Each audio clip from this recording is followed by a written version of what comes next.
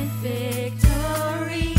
Savior got to me, who shed his love for me. No one will ever compare. Forever I will declare, you're wonderful to me.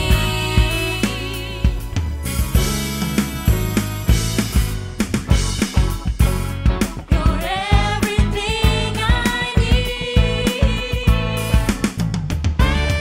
Greater is he alive in me, greater than all of the world, than all it's inside. Happy Sunday City Freedom, apa kabarnya? Nah, saya berdoa kita semua dalam keadaan yang baik dan sehat, tidak kekurangan satu apapun juga. Nah, dalam bulan yang baru ini, bulan Oktober, kami beri tema Journey atau perjalanan. Nah, saya ingin membagikan sesuatu yang saya beri judul Grace to Grace. Karena saya percaya bahwa kehidupan kekristenan kita itu tidak lebih dari satu kasih karunia ke kasih karunia yang lain. Nah, mari kita sama-sama buka Alkitab kita, atau mungkin handphone kita, tab kita ke Efesus 1 ayat 2-8. Dikatakan begini, kasih karunia dan damai sejahtera dari Allah, Bapa kita dan dari Tuhan Yesus Kristus menyertai kamu. Terpujilah Allah dan Bapa Tuhan kita Yesus Kristus, yang dalam Kristus telah mengaruniakan kepada kita segala berkat rohani di dalam surga. Sebab di dalam Dia Allah telah memilih kita sebelum dunia dijadikan, supaya kita kudus dan tak bercacat di hadapannya. Dalam kasih Ia telah menentukan kita dari semula oleh Yesus Kristus untuk menjadi anak-anaknya, sesuai dengan kerelaan kehendak-Nya, supaya terpujilah kasih karunia-Nya yang mulia yang dikaruniakannya kepada kita di dalam Dia yang dikasihinya.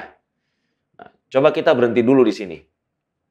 Nah, saya meminta kita coba renungkan, ya, bahwa yang membuat Tuhan itu menjadi Tuhan adalah gini, Dia nggak bisa dipaksa melakukan sesuatu di luar kehendaknya. That is His privilege, betul nggak?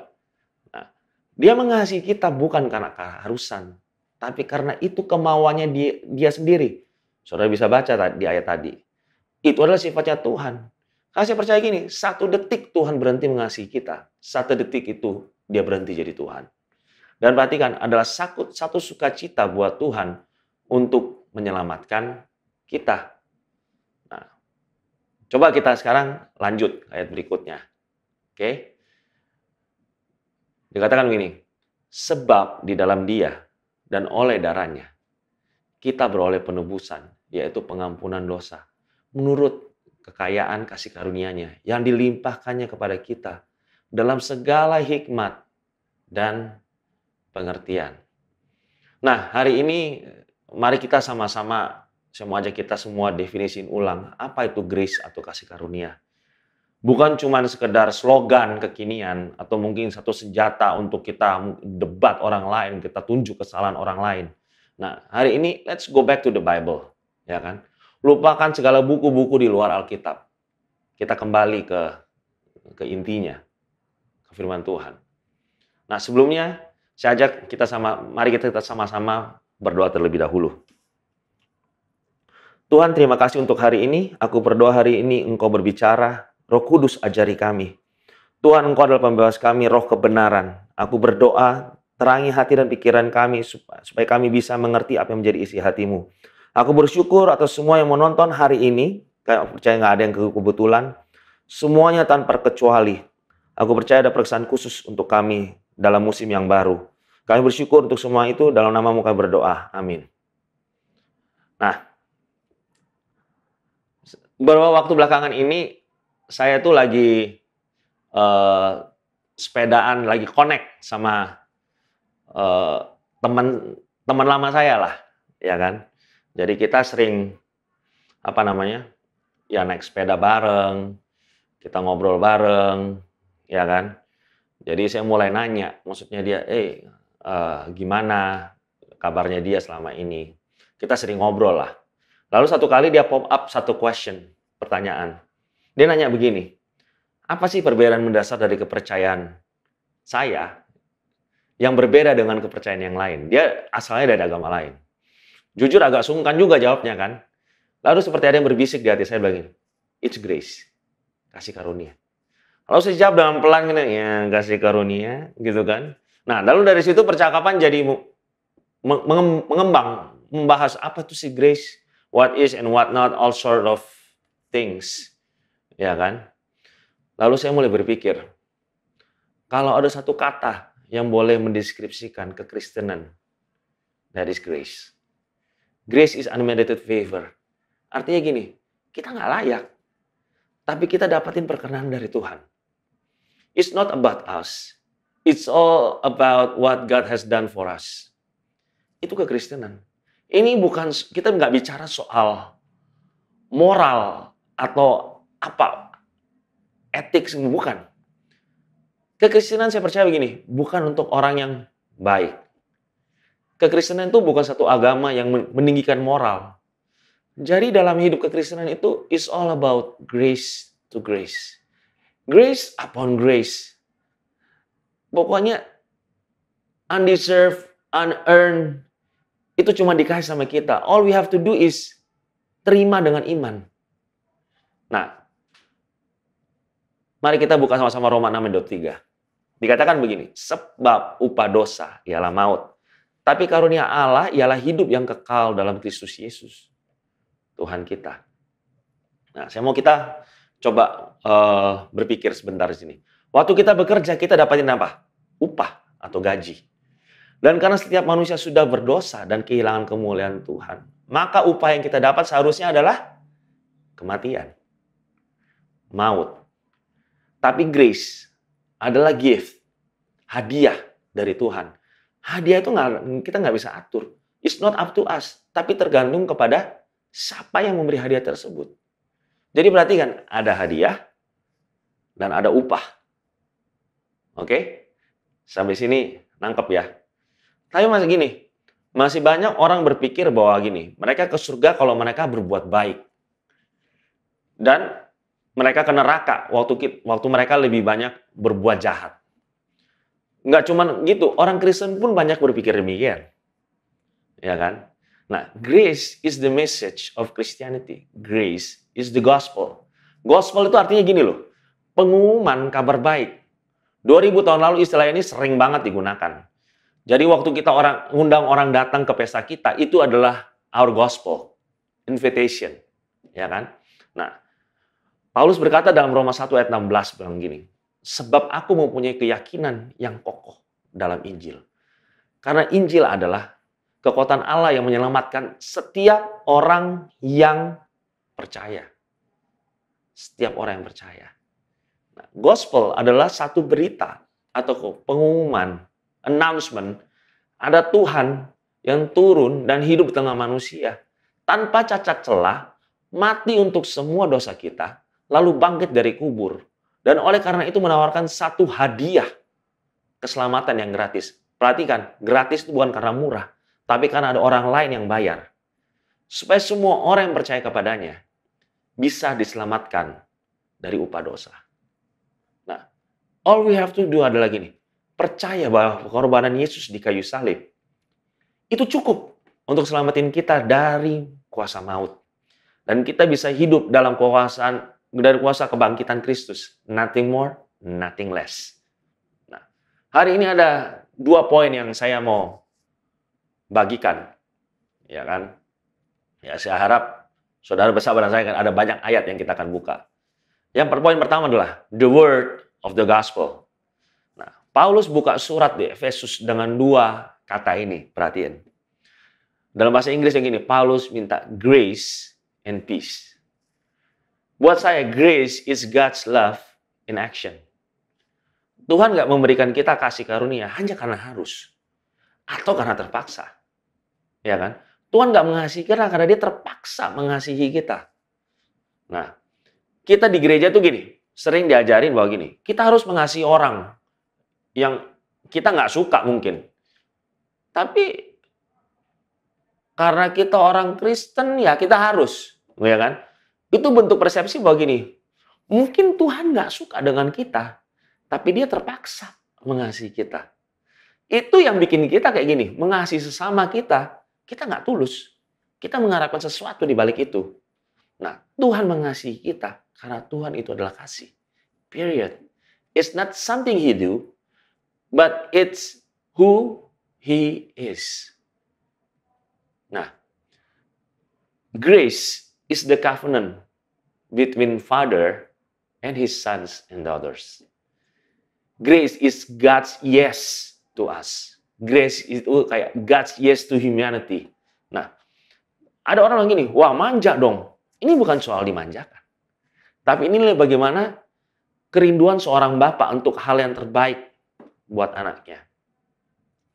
Kalau kita cuma berharap supaya wah kita dimanjain, grace itu kayak dimanjain tanpa mau bertumbuh untuk menjadi seperti sang bapak. Saya percaya gini, kita sedang abuse kasih karunia itu sendiri. Why? Sekarang saya tanya sama saudara. Apakah ada seorang bapak yang nggak kepengen anaknya seperti dia, bahkan lebih dari dia?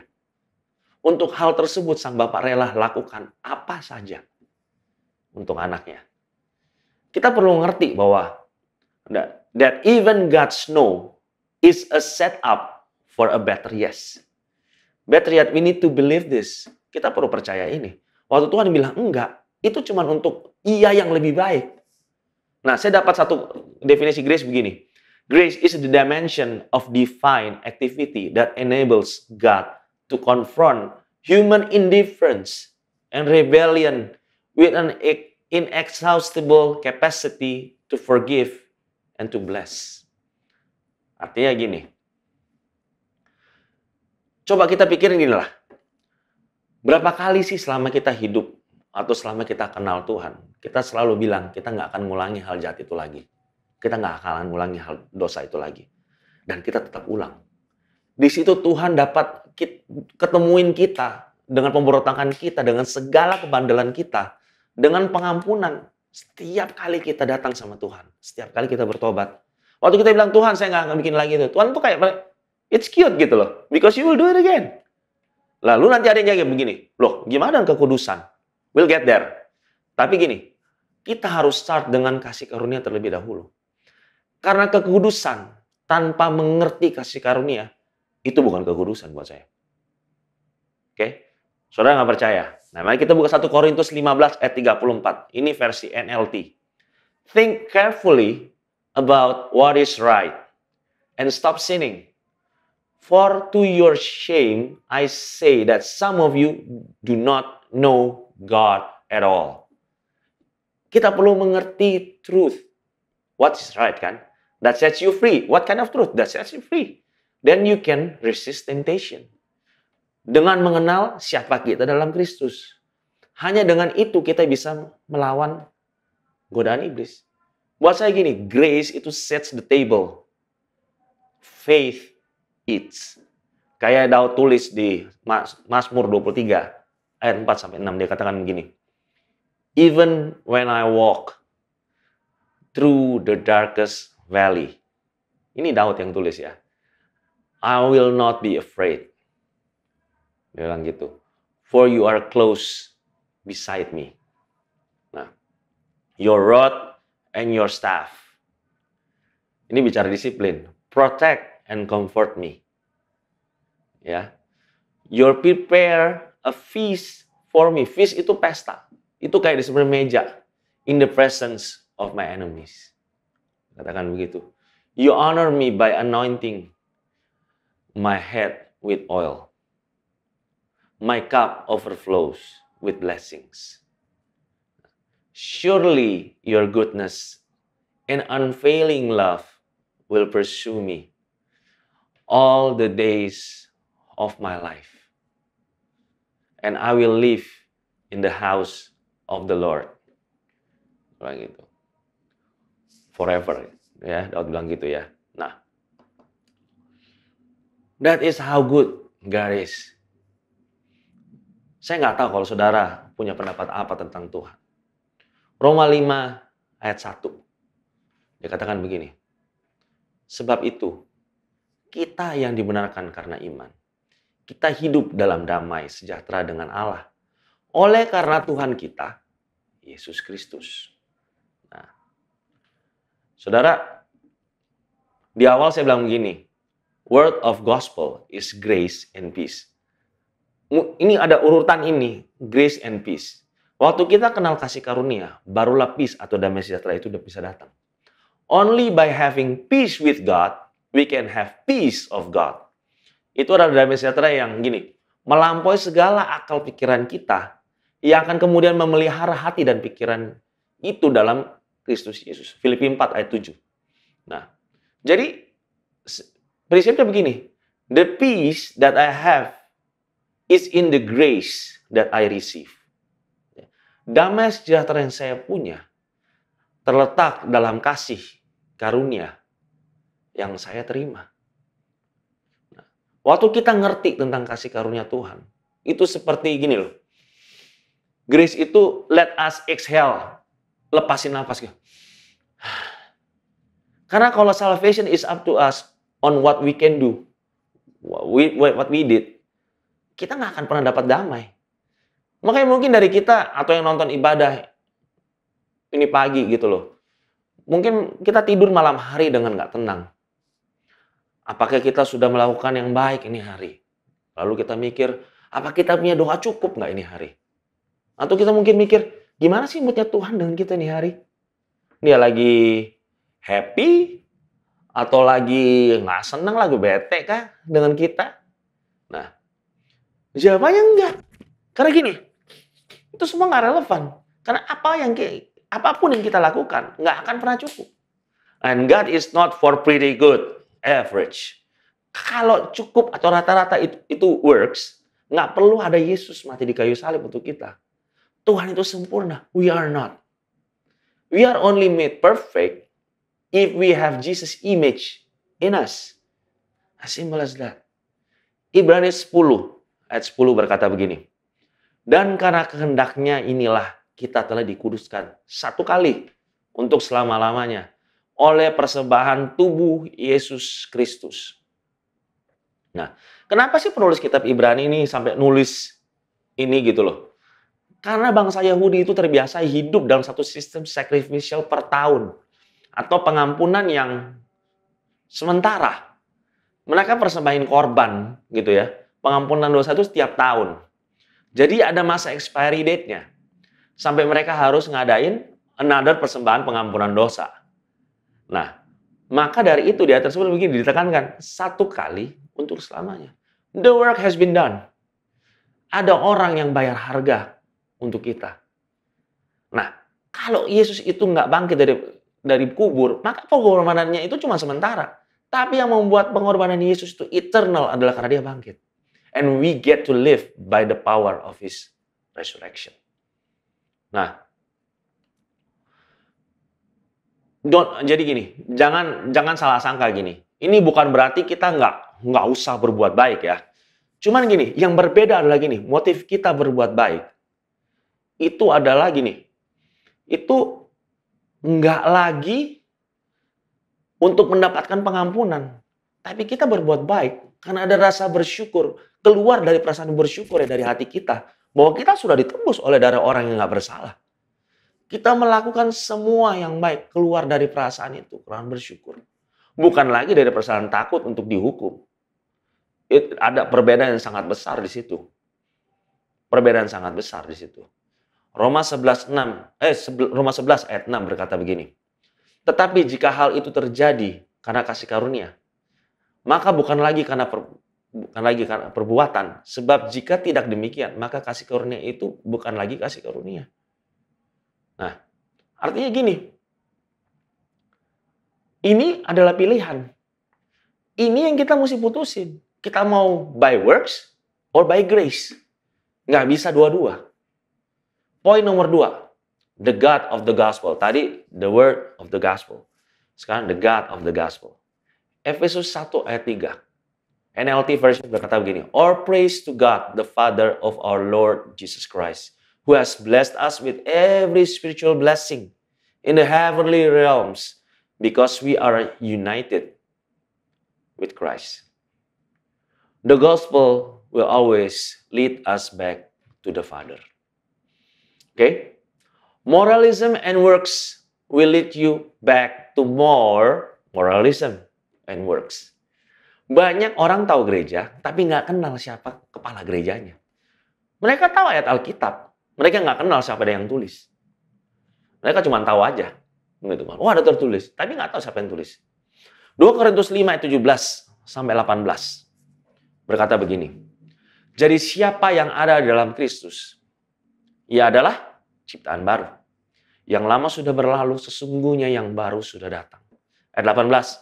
Dan semuanya ini dari Allah. Dari mana? Dari Allah. Yang dengan perantaraan Kristus telah mendamaikan kita dengan dirinya. Dan yang telah mempercayakan pelayanan pendamaian itu kepada kami. Ya. Nah. Perhatikan gini. Bahwa semuanya itu adalah dari Allah. Idenya dari Allah sendiri.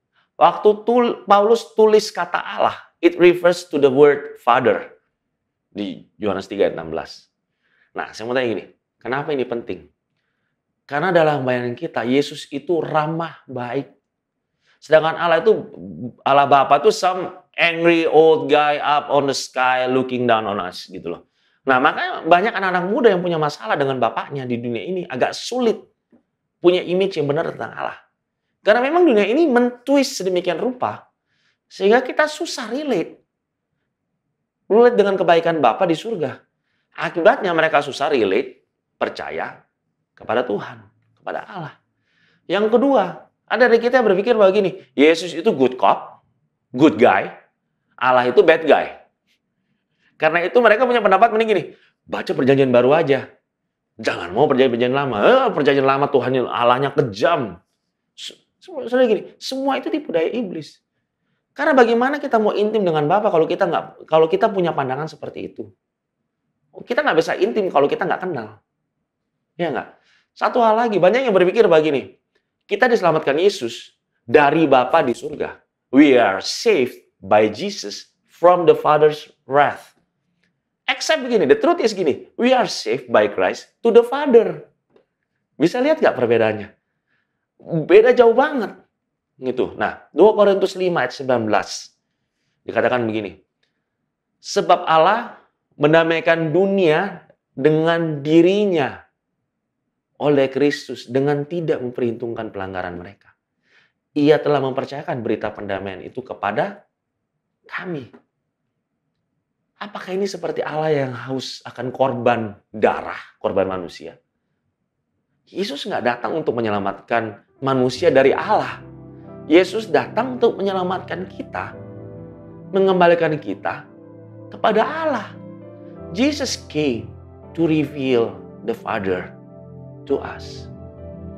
Yesus datang untuk menyelamatkan kita dari segala konsekuensi dosa. Akibat dosa. Apakah itu sakit penyakit, keterikatan, kemiskinan, ketidakproduktifan, kutuk turun-temurun, apapun itu. Yesus datang untuk itu. Nah, saya berdoa saudara semua yang menonton ibadah online hari ini bisa ngerti. Karena saya nggak bisa menjelaskan lebih gamblang lagi dari apa yang tadi saya sudah jelaskan. Nah, jika ada di antara saudara yang menonton ibadah ini hidup dalam segala yang saya sebutkan di atasmu itu sakit penyakit, keterikatan, kemiskinan, ketidakproduktifan, atau mungkin saudara hidup dalam impresi bahwa Tuhan nggak peduli dengan kita. Let me tell you this. Ada satu pribadi yang sempurna, nggak berdosa, nggak bercacat celah, rela mati di kayu salib untuk kesalahan dan dosa saudara dan saya. Pribadi itu namanya Yesus. Yang harus kita lakukan adalah gini, terima kasih karunia itu dengan iman dan percaya bahwa pengorbanan Yesus itu cukup. Dan damai sejahtera itu akan menjadi milik saudara. Sesimpel itu aja. Nah, hari ini, kalau saudara mau menerima Kristus sebagai juru selamat saudara, saya mau undang saudara untuk mengikuti doa singkat ini bersama dengan saya. Nah, saudara bisa di rumah doa aja gitu, ikutin saya aja. Tuhan Yesus, aku mengakui semua dosa-dosaku. Ampuni aku ya Tuhan. Aku percaya bahwa Engkau telah menebus hidupku dengan darah-Mu. Aku mau menerima dan menjadikan Engkau Juru Selamat Tuhan dan Raja dalam hidupku. Hari ini aku mau hidup dalam kuasa kebangkitan-Mu. Terima kasih Tuhan, masuk dalam hatiku. Aku sudah menjadi milik-Mu, aku sudah menjadi anak-Mu. Dalam nama-Mu aku berdoa. Amin. Nah, saya sudah menyampaikan apa yang ada di hati saya hari ini. Sebelum kita tutup ibadah kita, mari kita berdoa bersama-sama. Tuhan Yesus, terima kasih buat hari ini yang Kau adakan buat kami semua.